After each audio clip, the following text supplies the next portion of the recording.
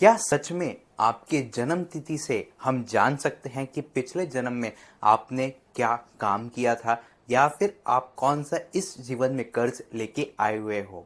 क्या होते हैं कार्मिक नंबर्स? कार्मिक नंबर्स कितने तरह के होते हैं? क्या इससे सच में आपको कोई नुकसान है या फिर ये एक ब्लेसिंग इन डिस्गाइज है? आज मैं आपको ये सारे क्वेश्चंस का आंसर इस वीडियो में देने वाला हूँ।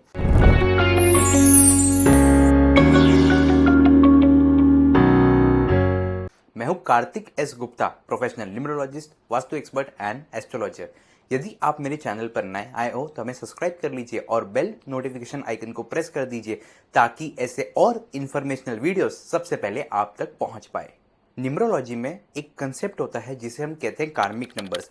ये टोटल 5 तरह के होते हैं। कार्मिक नंबर्स एक्चुअली में आपको ये बताते हैं कि पिछले जन्म का कर्ज कौन सा आप इस जन्म में लेके आए हो, साथ ही साथ में आपने ऐसा क्या काम किया था जिसका दोष पिछले जन्म का इस जन्म में कैरी फॉरवर्ड हो गया है। आज मैं आपको टोटल वो 5 कार्मिक नंबर बताऊंगा, साथ ही में उसका उपाय कौन सा होना चाहिए वो भी मैं आज आपको बताने वाला हूं। कार्मिक नंबर्स के बारे में आपको ज़रूर जानना चाहिए क्योंकि ये एक ऐसे नंबर्स हैं या फिर ये एक ऐसा लूप होता है कि लास्ट जन्म में आपने जो गलत काम किया था उसका दोष ये जन्म में कैरी फॉरवर्ड तो हो ही जाएगा, साथ ही में इस जन्म में वापस जो सर्कमस्टेंसेस बनेंगे जहां पर आप वो गलत निर्णय लोगे और आप इस लूप में फंसे हुए रहोगे। तो उस लूप से बाहर निकलने के लिए आपको जानना ज़रूरी है कि आपका कौन सा कार्मिक नंबर है और उससे निकलने का क्या उपाय है। टोटल कार्मिक नंबर्स 5 होते हैं न्यूमरोलॉजी के इस दुनिया में। वो है 10, 13, 14, 16 एंड 19। ये 5 नंबर्स डिनोट करते हैं कार्मिक नंबर्स को। अब वन बाय वन मैं आपको बताने वाला हूं कि किसका क्या सिग्निफिकेंस है। चलिए सबसे पहले कार्मिक नंबर के बारे में बात करते हैं जो कि है नंबर 10। यदि आपका जन्म किसी भी महीने के 10 तारीख को हुआ है तो आप रूल होते हो ये कार्मिक नंबर से। फ्रेंड्स, ये कार्मिक नंबर का इम्पैक्ट ना के बराबर आता है। इसे हम न्यूमरोलॉजी की भाषा में क्लीन स्लेट भी कहते हैं। इसका आपके ऊपर कोई भी नेगेटिव इम्पैक्ट बहुत ज़्यादा रूप से नहीं देखने को मिलता है। हालांकि अगर रेमेडी की बात की जाए तो आपको हर संडे को मंदिर में गेहूं का दान करना चाहिए या फिर गेहूं के दलिए का हलवा बना के आपको ज़रूर अर्पण करना चाहिए। इससे आपका जो कार्मिक नंबर का जो दोष है वो बहुत हद तक निकल जाएगा। सेकेंड कार्मिक नंबर इज 13, यानी आप किसी भी महीने के 13 तारीख को अगर जन्मे हुए हो तो आप रूल होते हो इस कार्मिक नंबर से। ये कार्मिक नंबर का नेगेटिव इम्पैक्ट थोड़ा सा ज़्यादा रहता है। इस कार्मिक नंबर की वजह से आपके लाइफ में आप बहुत मेहनत करोगे लेकिन आपको सफलता का एस भी देखने को न मिले, ऐसा हो सकता है। आप आपके लाइफ में बहुत सारी अपॉर्चुनिटीज़ को देख रहे हो अपने सामने से जाते हुए, लेकिन किसी को भी आप ग्रैब न कर पाओ, ऐसा हो सकता है। आखिर में ये समस्या आपके ऊपर क्यों आ रही है? क्योंकि आपने लास्ट जन्म में यानी पास्ट लाइफ में किसी ने तो आपको बहुत बड़ी रिस्पॉन्सिबिलिटी दी थी, आपने जाने अनजाने में वो रिस्पॉन्सिबिलिटी आपने नहीं निभाई। इसके कारण आपको ये परेशानी का सामना करना पड़ता है।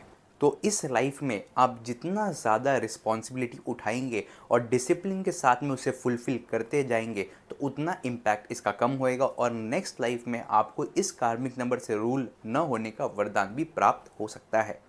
अब बात करते हैं कुछ ऐसे उपाय की जो हर व्यक्ति को करना चाहिए जिसका डेट ऑफ बर्थ 13 तारीख को आता है। आपको मंदिर के अंदर कॉर्न यानी मक्का का भोग लगाना चाहिए। आपको जो वहाँ पे साधु संत होते हैं उनको कॉर्न खिलाना चाहिए। जैसे आप कॉर्न उनको खिलाएंगे आपका दोष बहुत हद तक निकल जाएगा। अब हम बात करेंगे कि थर्ड कार्मिक नंबर की जो कि है नंबर 14। अगर मैं आपको सिंगल लाइन में बताऊं कि इस कार्मिक नंबर का क्या अर्थ है तो वो है मिस यूज़ ऑफ फ्रीडम। यानी पिछले जन्म में आपको किसी चीज़ की या फिर किसी एक्शन को परफॉर्म करने की आज़ादी दी गई थी जिसका आपने मिसयूज़ किया है। एक एग्जाम्पल के माध्यम से मैं आपको समझाता हूँ। कोई एक व्यक्ति थे आपके फैमिली में जो गुजरने वाले थे, उनकी तबीयत बहुत ख़राब थी।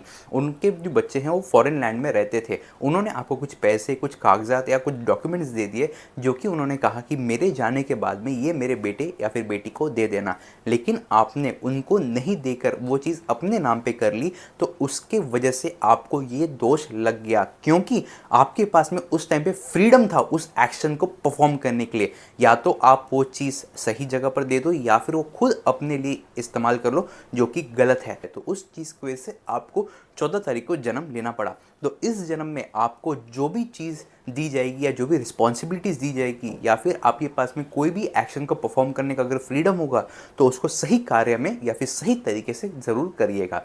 अब बात करते हैं कुछ उपाय की, तो आपको जो स्वीपर्स होते हैं उनको ऑरेंज कलर का कुछ ना कुछ सामान या फिर ऑरेंज कलर का कुछ फ्रूट आप उनको दान कर देंगे तो आपके ऊपर से इस नंबर का जो मेलेफिक इम्पैक्ट आ रहे थे वो आपके ऊपर से निकल जाएगा। अब हम बात करते हैं हमारे फोर्थ कार्मिक नंबर की, जो कि है नंबर 16। फ्रेंड्स, जो भी व्यक्ति किसी भी महीने के 16 तारीख को बॉर्न होते हैं, हम ऐसा कह सकते हैं कि उन्होंने अपने पिछले जन्म में किसी एक व्यक्ति को प्यार में धोखा दिया हो, ऐसा हो सकता है। उनको इस जन्म में प्यार का सुख ना मिले या फिर ट्रू लव फाइंड करने के लिए कुछ इश्यूज आए, ऐसा होने की संभावना होती है।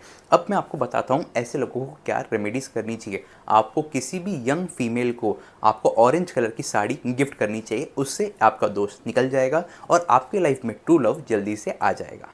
न्यूमरोलॉजी में नंबर 19 को one of the most powerful number कहा जाता है, लेकिन फिर भी ये कार्मिक नंबर इसीलिए है क्योंकि आपने पिछले जन्म में अपने पावर का मिस यूज़ किया था। यानी आप एक ऐसे पोस्ट पे थे जहाँ पर आपके पास में बहुत अच्छे पावर्स थे, लेकिन आपने आपके नीचे स्थल के लोगों से यानी आपके वर्कर्स, कलीग्स, लेबर्स के साथ में अच्छा व्यवहार नहीं किया, इसीलिए आपको इस जन्म में 19 तारीख को जन्म लेना पड़ा था। तो इस जन्म में आपको ये इंश्योर करना है कि किसी का भी आप हक का पैसा न खाए, साथ ही में आपको किसी के भी हक के लिए लड़ना होगा, आपको जो भी उनका जो रिक्वायरमेंट है उसको फुलफ़िल करना होगा, तो आप इस कार्मिक साइकिल से बाहर निकल जाएंगे।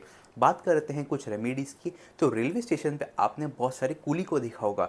उन कूली को आप फिर ऑरेंज कलर का कोई मिठाई खिला देंगे या फिर ऑरेंज कलर का कोई फल फ्रूट अगर आप दे देंगे तो बहुत अच्छा होगा। साथ ही में मंगलवार के दिन पे आपको हनुमान जी को मीठा बूंदी ज़रूर अर्पण करना चाहिए। ये रेमेडी करके देखिएगा, आपको बहुत ज़्यादा फायदा होगा और आप इस कार्मिक साइकिल से बाहर निकल जाएंगे, ऐसी पूरी संभावना बन सकती है।